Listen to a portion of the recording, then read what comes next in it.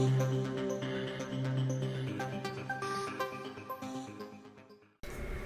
guys, welcome to the Game of Nerds YouTube channel. I'm Marcos, and here are my thoughts for Jessica Jones.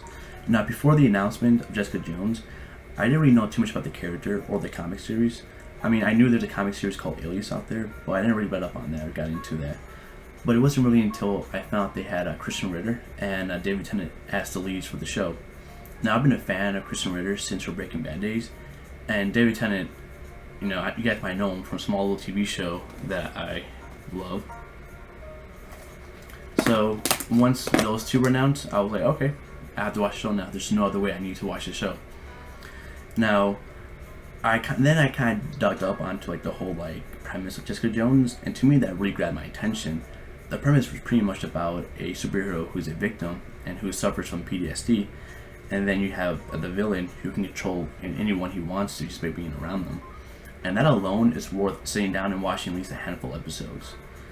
And I gotta say, guys, this show, I don't think it's better than Daredevil, but it's up there right next to Daredevil, guys. It's a great Marvel MCU show, and it's way better than Agent of S.H.I.E.L.D., and it might be better than Agent Carter. Now, the reason why I say that because every character in the show is very multi-layered, and the writing is on point. I mean, every character goes from point A to point B, and there's no one-dimensional character in the show.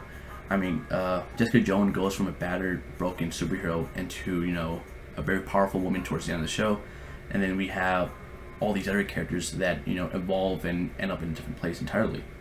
Another character that I really enjoy more than I thought I would be Luke Cage. I don't know why I didn't like Luke Cage before that, but after watching the show, I'm really hyped up for Luke Cage now. If his whole role in Jessica Jones was hype the audience up for his own spin-off TV show, then they succeeded in that. I mean, I really liked his character and his whole kind of thing with Jessica Jones. They would get together, then it would fall apart, get together, then fall apart. And the really weird and strange connection that you find out in the show is really messed up though, and really mind-blowing in my opinion though. But again though, Luke Cage was great in the show.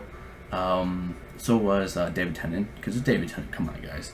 I thought his character for Kilgrave was done beautifully in this show. He's such a multi-layered villain, and he's just so there's so many sides to the guy, there's so many layers to him. It's ridiculous because in a lot of ways he's a victim himself, and there's a big debate, is he really evil or he just didn't know any better, because he kind of had a messed up childhood, and he's a character who can just control anything he wants, so obviously that would mess up his morale. But David Tennant, I think in my mind, he is not the best MCU villain.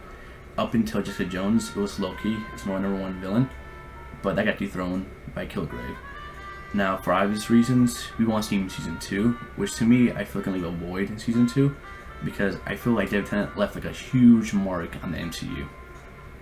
Now, the only characters that I didn't enjoy were Kilgrave's parent and Simpson. The reason why is because I think his parents, to me though, it seemed that they were hyping him up to be a bigger role in that season, but once they introduced him, they kind of just threw him away. And for Will Simpson, I just felt that his role and character was just very campy and just very cartoonish. It didn't really fit with the gritty style of Jessica Jones. Now, I think the reason why they kind of forced him in Season 1 was because I think he played a villain in Season 2. At least to me, that's why they're trying to hype him up as, because he goes from being a cop to this meth addict, junkie, super soldier who's just batshit crazy. And I think the reason why he has such a large transformation was because they're trying to hype him up for Season 2. And also, I didn't mind, but I didn't really get the whole incest twin who lived right on top of Jessica Jones. I mean, I guess they were there for comedic relief, but I don't know, to me they seem really strange. But besides that though, I love this show, guys. It's a great MCU show, and it's just a great show in general. I mean, if you guys haven't seen Jessica Jones, I highly recommend the show. And also, if you guys want to fix up until Daredevil Season 2, this will do the job for you guys. Now, I'm more than ever pumped up for The Defenders. I know it's a couple years down the road, but this show will get you really hyped up for that, guys. Alright guys, so that's my review for Jessica Jones, and so you can follow us on thegameofnerds.com.